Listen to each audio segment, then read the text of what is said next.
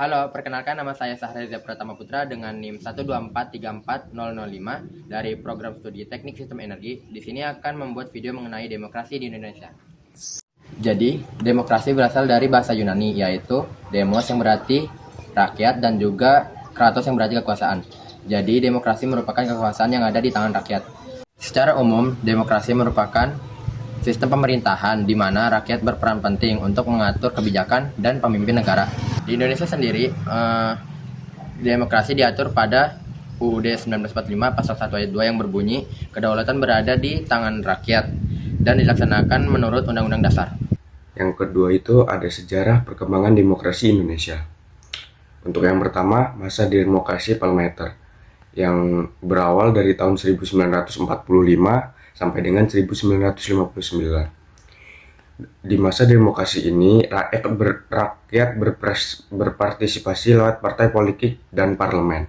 Tapi pemerintah sering berganti dikarenakan konflik politik.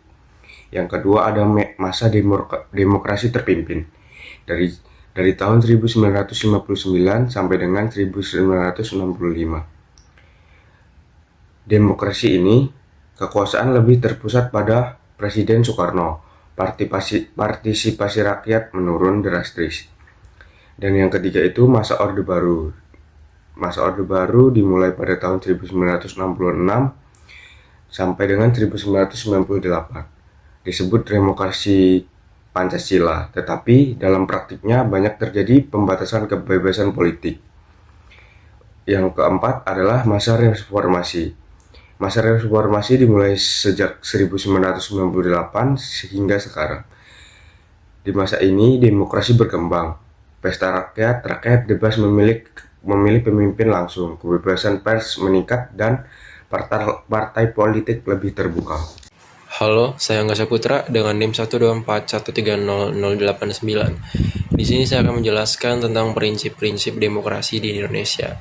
Yang pertama adalah kedaulatan rakyat. Kedaulatan rakyat itu berarti kekuasaan tertinggi di suatu negara itu dipegang oleh rakyatnya sendiri.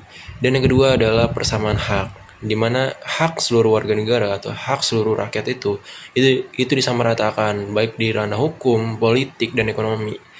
Dan yang ketiga adalah kebebasan berpendapat, di mana setiap warga negara itu memiliki hak untuk bebas berpendapat, untuk bebas mengemukakan pendapatnya di ranah hukum. Dan yang keempat adalah musyawarah untuk mufakat.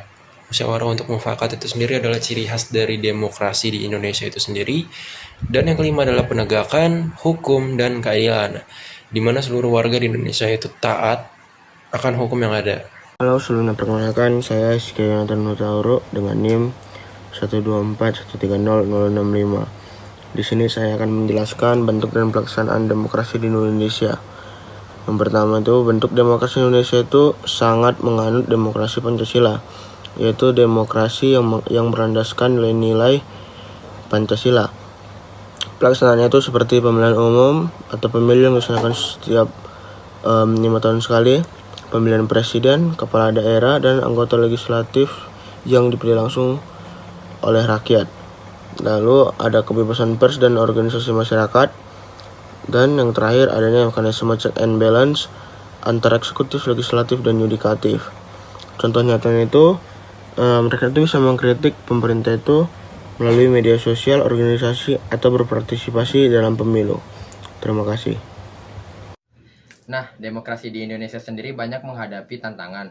Contohnya yaitu rawannya ujaran kebencian dan hoaks yang ada di media sosial, dan juga kuatnya politik uang yang ada di Indonesia.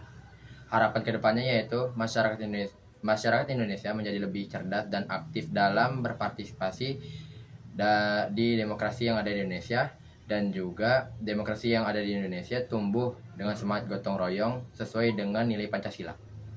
Jadi demokrasi di Indonesia bukan hanya soal memilih pemimpin, tetapi juga bagaimana kita berperan untuk menjaga kesatuan, kebebasan, dan keadilan suatu bangsa.